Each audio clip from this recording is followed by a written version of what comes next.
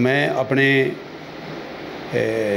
دیکھنے والے اور سننے والے احباب سے یہ عرض کروں گا کہ اللہ تعالیٰ نے قرآن کریم میں ارشاد فرمایا ہے کہ ہم نے بنی اسرائیل کو اخترناہم علی علم علی العالمین، ہم نے بنی اسرائیل کو علم کی وجہ سے بلندی اور عروج عطا کیا تھا۔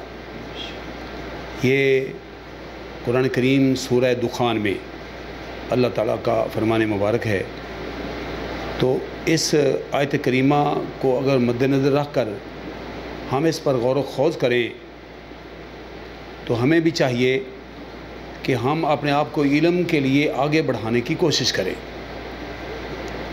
پھر سیدنا عمر فاروق رضی اللہ تعالیٰ عنہ ان کی مجلس میں حضرت عبداللہ بن عباس رضی اللہ تعالیٰ عنہ تشریف لاتے اور دوسرے صحابہ کرام نے ان کی تشریف آوری پر تھوڑا سا محسوس کیا کہ یہ ہمارے بھی بیٹے ہیں، ہم بھی انہیں لے آئیں گے۔ تو پھر عبداللہ بن عباس رضی اللہ تعالیٰ عنہ کی فوقیت اجاگر کرنے کے لیے سیدنا عمر فاروق رضی اللہ تعالیٰ عنہ نے ان کی مجلس میں حضرت عبداللہ کو بلا کر صحابہ کرام سے پوچھا، ہاں بھائی مجھے بتاؤ، اذا جاء نصر اللہ والفتح ورأیت الناس يدخلون فی دین اللہ افواجا فسبح بحمد ربک واستغفرہ انہ کان توابا، اس سورہ پاک کا مطلب کیا ہے؟ تو کسی نے کوئی بات کہی، کسی نے کوئی بات کہی۔ تو سیدنا حضرت عمر فاروق نے حضرت عبداللہ سے پوچھا، ہاں بھائی عبداللہ تیرا بھی یہی خیال ہے؟ تو حضرت عبداللہ فرمانے لگے، نہیں، اس میں نبی پاک صلی اللہ علیہ وسلم کو عمر کے اختتام کی اطلاع دی گئی ہے کہ آپ کی عمر اب ختم ہو رہی ہے، آپ یہ کام کریں۔ تو حضرت عمر فاروق فرمانے لگے کہ میرا بھی یہی خیال ہے۔ تو یہ حدیث پاک صحیح بخاری میں ہے۔ اب اس حدیث پاک سے بھی ہمیں پتہ چلا کہ علم کی کیا اہمیت ہے۔ تو اہل حدیث بچوں کو، اہل حدیث بچیوں کو کسی میدان میں پیچھے نہیں رہنا چاہیے بلکہ آگے بڑھیں۔ دنیا بہت آگے نکل چکی ہے، ہمیں بھی کوشش اور محنت کر کے ہر میدان میں آگے بڑھنا چاہیے۔ ہم نے بھی الحمدللہ بڑی کوشش کی ہے اس ادارے کو علم کی راہ پر لانے میں۔ پہلے بھی یہ الحمدللہ علم کی خدمت کر رہا ہے۔ تو یہ اعلان ہوا تھا ہمارے ادارے کی طرف سے کہ جو بچہ بھی وفاق المدارس سلفیہ کہ عامہ، خاصہ، عالیہ اور عالمیہ ان چاروں امتحانات میں کسی بھی مرحلے میں آل پاکستان 3 پوزیشنیں ہیں، اگر ان میں سے کوئی پوزیشن لیتا ہے تو ہم اس بچے کو عمرے کا ٹکٹ دیں گے۔ تو الحمدللہ ہم اس اعلان پر آج بھی قائم ہیں، اور اس اعلان کے تحت ہم نے بچوں کو عمرے کے ٹکٹ دیے بھی ہیں۔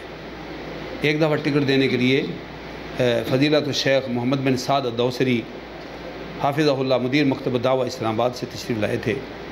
حضرت حافظ عبدالرشید اظہر صاحب رحمہ اللہ وہ ہمیشہ تشریف لاتے رہتے اور ہمیں علم کے حصول کی تلقین فرماتے رہتے۔ قاری عبدالوکیل صدیقی رحمہ اللہ وہ بھی ہر سال یہاں خطبہ جمعہ کے لیے تشریف لاتے۔ اللہ تعالی ہمارے ناقابرین کی کاوشوں اور کوششوں اور محنتوں کو قبول و منظور فرمائے، اور ہمیں بھی ان کے نقش قدم پر چلتے ہوئے علم کی خدمت کے لیے دن رات ایک کرنے کی توفیق بخشے۔ اللہ تعالی ہم سب کی اصلاح فرمائے۔ میری سب سے یہ انتہائی مؤدبانہ گزارش ہے کہ ہمیشہ جہاں بھی آپ کام کریں خیر خواہی کے جذبے سے کریں۔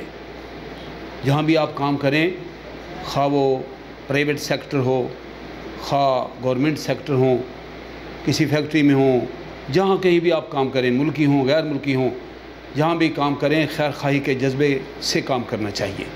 ایک گزارش تو یہ ہے۔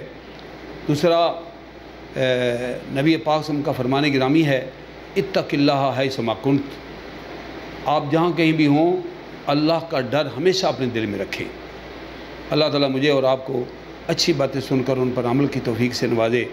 ہمارا یہ ادارہ اللہ تعالیٰ کی کرم نوازی سے علم کی خدمت کر رہا ہے، تربیت کا کام بھی یہاں ہو رہا ہے۔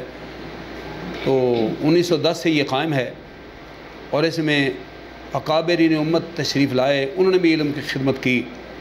میری مراد ملک عبدالعزیز رحمہ اللہ جو مناظر اسلام تھے، مولانا محمد حنیف مکی، مولانا محمد رفیق صاحب تھے یہ سمندری والے، مفتی عبید اللہ عفیف رحمہ اللہ، اور مولانا معین الدین لکھوی رحمہ اللہ، مولانا عزیز الرحمن لکھوی، یہ سارے اکابرین امت تشریف لائے اور علم کے لیے اہل حدیث کو اجاگر بھی کیا۔ تو ہمیں کوشش کرنی چاہیے، محنت کرنی چاہیے۔ جتنی بھی کوشش اور محنت ہم کریں گے یقیناً وہ ہماری اس تنظیم و جماعت کے فائدے میں ہوگا، ہماری اپنی محنت بھی سامنے آئے گی اور ہماری جماعت کو بھی اللہ ترقی دے گا۔